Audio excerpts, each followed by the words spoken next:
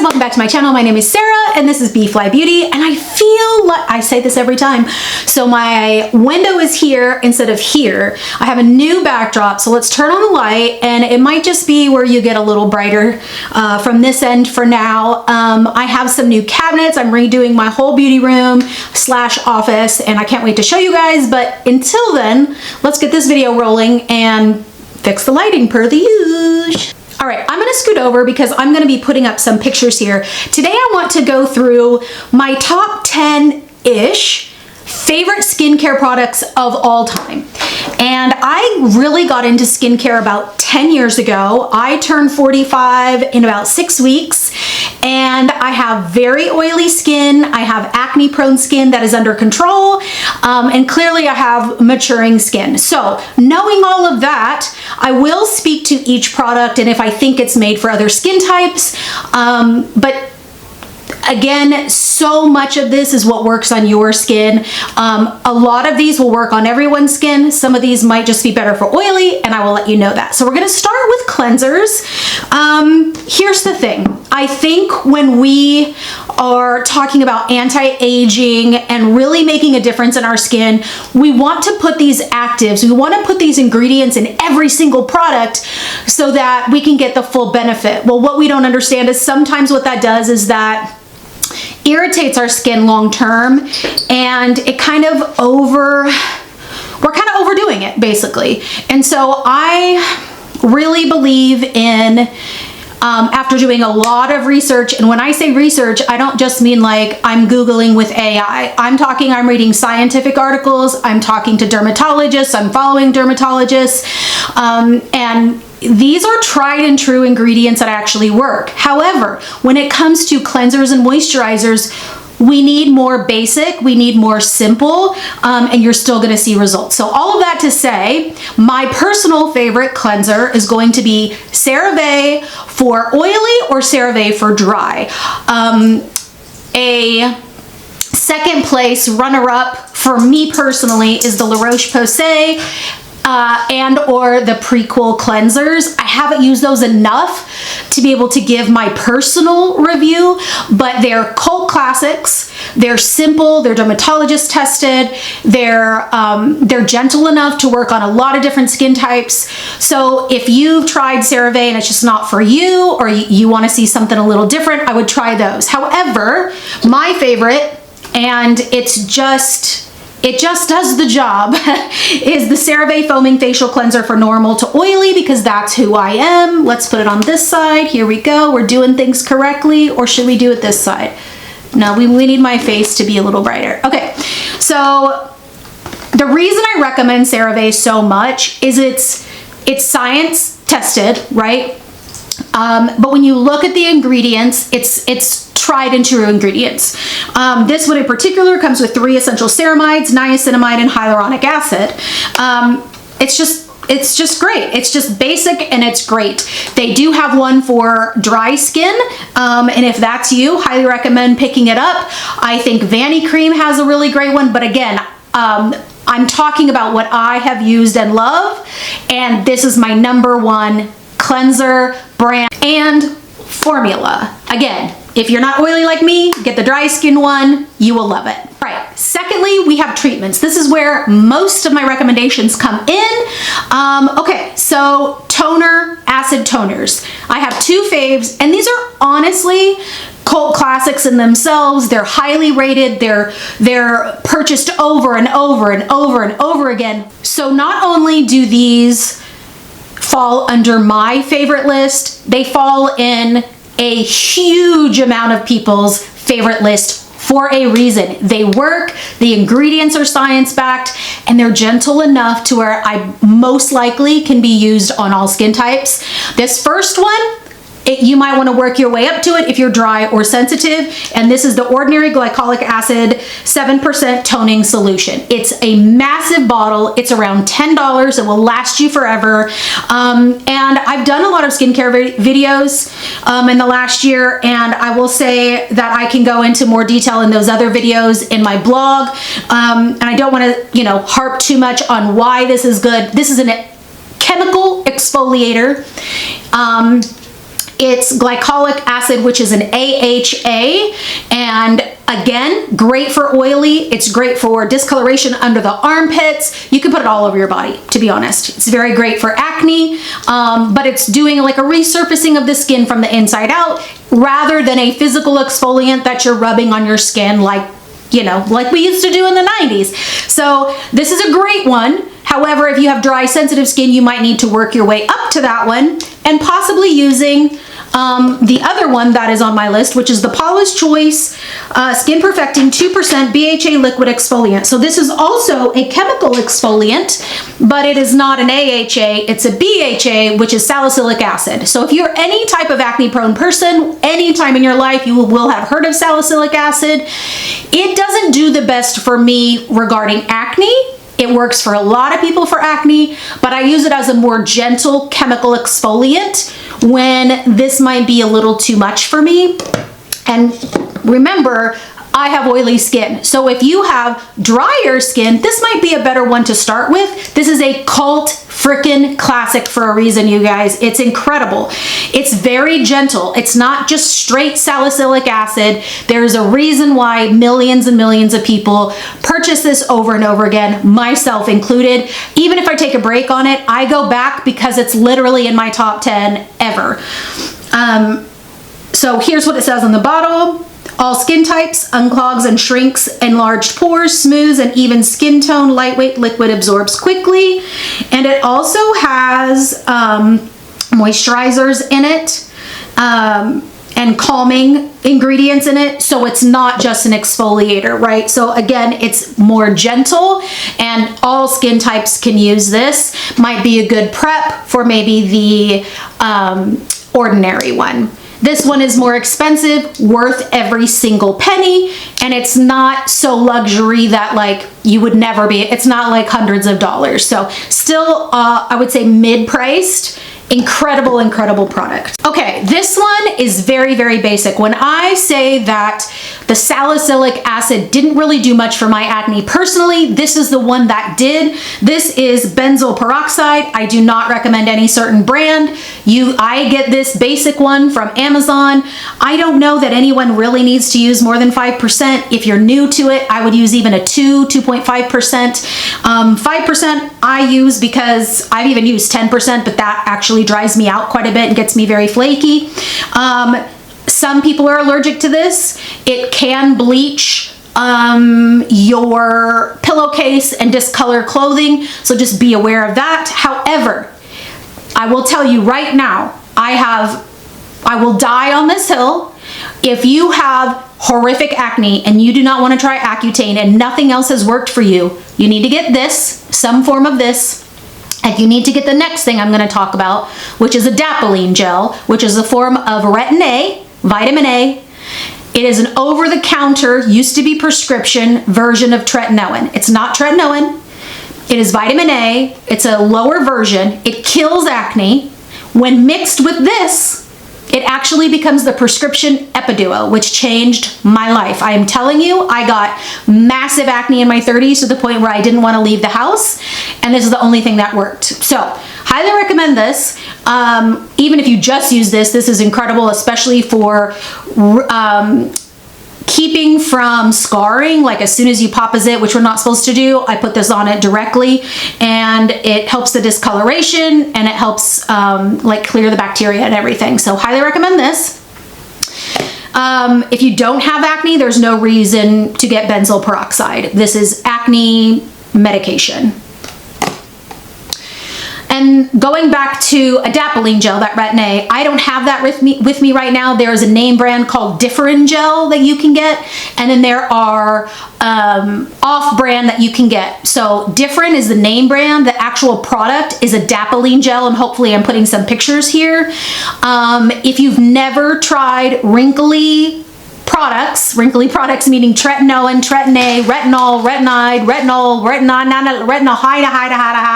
any version of that, that is where I would start. It's a little bit more gentle than the prescription tretinoin. You can mix it with benzoyl peroxide, kill acne. It helps fight wrinkles. It helps exfoliate, does a lot of stuff. I would definitely start with that if you've never used a wrinkle product. Now, underneath that is when you've built yourself up, you can start traditional prescription retinoin. Now, this was $20 with insurance. This lasts probably 6 months for me. I no longer use this personally on my facial skin because what this does is this gives your skin the cell turnover a lot faster. So whatever is under the skin is going to come out faster, which for me is acne. Well, you usually have about 6 months or so, sometimes longer, for a purge stage. For me, oily person, I rarely get flaky. My problem was the acne was just going on for too long. So I personally still use this, but I use this on the neck, the chest, and the backs of the hands.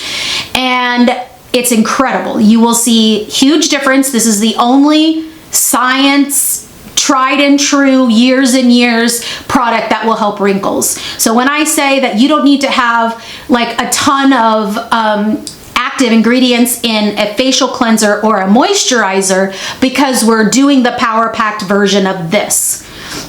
So if you've never used a prescription one and you want to start with prescription and not Differin Gel, I would highly recommend starting at a very, very, very low dose. I have switched to the agency brand Future Formula, where a dermatologist looks at pictures of your skin, you talk about things in a very thorough manner, and then they put together something with tretinoin and other stuff. My current prescription, which is going up, I'm going to be increasing my tretinoin, but this is 0.05% tretinoin, azelaic acid 5%, tranexamic acid 5%, niacinamide 4%, and for some reason, I do not bust through the acne with this like I do with the prescription one. But this is just another form of retinol, retinoid, tretinoin, etc. So are there other versions of tretinoin on the market? Yes, ROC has a great one. Paula's Choice has a great one. I haven't personally used them. I know that I have friends and family that have drier, more sensitive skin that swear by those. So in general, I would just recommend some sort of retin-A, tretinoin, one of those wrinkle fighting ingredients that comes with these two, and then Adapalene Gel or Differin Gel right here. All three of those serve the same purpose. I just wanted to show you different versions of it. And then lastly, in the actives or the working serums would be a vitamin C. And I'm gonna say my favorite one is actually the Maelove Glow Maker. The reason it's my favorite is it's affordable, right? You can't get it at the drugstore, you can't get it at Walmart. It's around $30 to $40. There's another good one by Cerave. It's a lower percentage though. And I just recommend going full force if you're gonna try vitamin C to really see the difference, unless you have very, very extremely sensitive, flaky, dry skin. But I do think that the Maelove is very gentle. When you really look at the ingredients, I really, truly believe that it can cross a lot of the skin types. It's not going to be irritating, but it's going to pack a punch because it is the pure ascorbic acid, which is the most scientifically backed, where you actually see quicker change in the skin. Just a reminder, you need to use that in the morning with SPF. But vitamin C, the Maelove Glow Maker here. And then lastly, we have moisturizers, oils, the toppers after our treatment. So we cleanse, we treat, we moisturize. The last ones I have are, I'm using a new one, so it is weird to say that this is my top favorites, but it has really changed my skin. And the reason I love this is because it is a formula that repairs the skin barrier when you've gone too hard with your actives. But for someone with oily skin, I can't use something too thick and occlusive because I will break out still. Even though I'm about to be 45, I will still break out. And this stuff has not. It's a massive bottle. It'll last you forever. It's milky. It absorbs into the skin beautifully and quickly. I actually use it almost every night. It is recommended for oily skin to use only a couple times a week, or for repairing the skin barrier. This is the Prequel half and half, peptides and ceramides, fluid moisturizer, soothes, moisturize, and boosts barrier function, pH 6%. So it has a lot of stuff that Cerave has in it, but the formula is very milky. I'm not really gonna do this for all of them, but this one, it's literally like almost like a milky toner. It is so smooth and light, and I will even sandwich this with other moisturizers, but sometimes I go too hard with the Tretinoin, and this brings it back to life. It's incredible. It's absolutely beautiful product. Probably one of the best new things I've tried, and the Prequel brand is now being sold in Target, and it's a little bit more accessible. I've been wanting to try a lot from this brand, and I think I'm going to love a lot of it. I'm actually trying the vitamin C right now and love it, but I would still recommend the Maelove over the Prequel because the Maelove is probably still a little bit more gentle and more across all skin types. Okay. Hyaluronic acid. Now there are a ton of these. I don't know that the Ordinary is the best. Because I'm oily, what am I trying to say? I don't need to spend $50 on a hyaluronic acid because I don't have super dry skin. The Ordinary, and again, if you're just starting out, you don't really need anything more expensive than the Ordinary or Good Molecules or any of the over-the-counter $10 to $15 hyaluronic acid. This is just pure hyaluronic acid, which is B.fleye or vitamin B. Yeah, vitamin B.fleye. I know what I'm talking about. Okay, this is probably 10 bucks. What this does is it's a humectant. So it grabs moisture from the air to the skin. The problem is a lot of people use it on its own, and if you don't put something on top to seal it, you will now be more dry because it's grabbing all the moisture and then it's taking it out. You want it to grab all the moisture and keep it there. So what I personally use this for is I put it on my hands, I put it on my neck, I put it on my face before my moisturizer to give me an extra plump.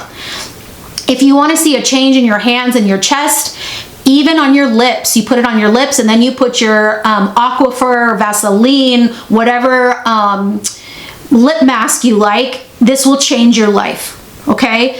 It is an extra boost of grabbing moisture from the air and keeping it to the skin. It's very basic. I highly recommend, honestly, just getting plain hyaluronic acid, not mixed with anything else. That way, if you need a boost, you can put it underneath something else. It's also really great for the lips, like I said. You can put it all over the body under your moisturizer, and it'll change your skin. It'll 100% change your skin. The Rosehip oil, I don't have any right now, because I feel like this is kind of what I need right now, and I feel like I'm well versed enough in skincare and what my skin is personally doing that I can adjust day to day as needed. So I personally don't need rosehip oil right now. Rosehip oil is an extra oil moisturizer for the skin that is safe for acne prone. If you have super dry, maybe marula oil, but for me, rosehip oil really changed my skin. It's not the same as hyaluronic acid, but it's something that I might blend in with my moisturizer to give me maybe an extra overnight boost. If you have super dry skin, I would just add it in every night. It's just luxurious, especially in the winter. I know that a lot of people are more into the milky toners and the essences right now and less into the oils, but it is an option and it's a beautiful one because it doesn't break you out. So even if you're dry and you're scared of breaking out and trying a new oil, I would recommend Rosehip Seed Oil rather than marula or jojoba or anything a little bit stronger because those can break you out, and Rosehip oil is safe for acne prone skin. All right, I have a couple more for you on the moisturizing side. This one I don't have in person. I've only used it a couple times, but it is a cult classic and I have to mention it. It is the LaRoche Posay Psychoblast B.fleye Baum. So this is, could repair the skin barrier if you're more oily. If you're more sensitive and dry, you can use it every night and it's amazing. It's good for the It's good for the hands, it's good for the face. It's just a delicious occlusive balm to just repair the skin, lock in moisture, and be plump in the morning. Again, I haven't used it a ton. It's a little heavy for my skin, but if you're dry and sensitive, I would highly recommend it. If you're more oily, I would just add this in. Honestly, it's changed my life. And I have a couple of other runners up worth the mention. This is the Cerave Intense Moisture Lotion for very dry to very dry skin. It's got 5% hydrourea, restores the skin barrier, continuously hydrates and relieves itch due to dryness or too many acids or too many actives. Fast absorbing. I sometimes combine these on a night that I'm using Tretinoin. You can also get the Cerave Moisturizing Balm. I have a friend that she tried so many high-end moisturizers and everything, and she still was getting red, dry, itchy skin. As soon as she stopped everything and used that, it cleared up. So that's a great reminder that our moisturizers and our facial cleansers really should be simplified and doing the job. They need to clean the skin without stripping. They need to moisturize without too many actives. And then the last one I want to mention that is, it's kind of polarizing, which is Aquaphor and Vaseline. I don't believe that they're bad for your skin. I've done enough research to where I don't believe that. I've talked about that in like myths that I don't believe in, or unpopular beauty opinions, where natural is not always best. I'm just gonna say it. Essential oils can irritate the skin long term. Certain dyes and perfumes can irritate the skin long term. A lot of high-end products have those in them. A lot of clean, natural products have them in the skincare, and it irritates the skin long term, and it could create redness, itchiness, flakiness, and you don't know where it's coming from. This stuff is still science-backed. It's very basic. Do your own research. You don't have to use it if you don't want to. I put it on my lips. I put it under my eyes when I want an extra boost and when I want to work on moisturizer. I don't really believe in eye cream. Most eye creams are traditional moisturizers, repackaged and marketed as eye cream. I would actually put more simplified things under my eye because that skin is super sensitive, and it's basically like penis skin.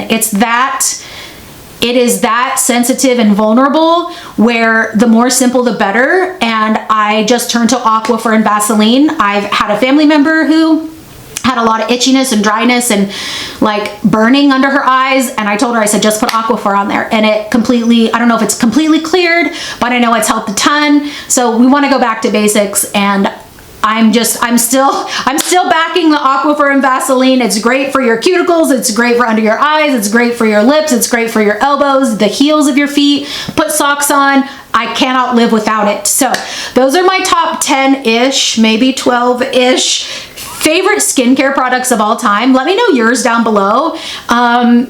I've done so many skincare videos because skincare is one of my favorite things to talk about, to research, to buy. I buy way and way less makeup and more skincare to try. So I'm really excited to try more Prequel.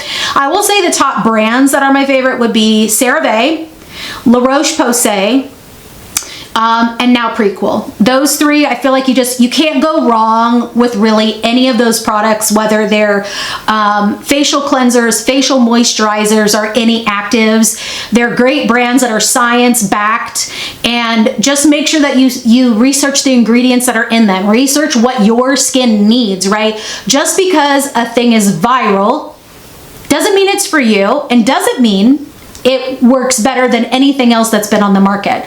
So just do your research, science research, and let me know if you've tried any of these. Are these on your favorite lists? Are these on your favorite lists? Or what is? Thanks so much for watching, guys. I'll see you next time. Bye.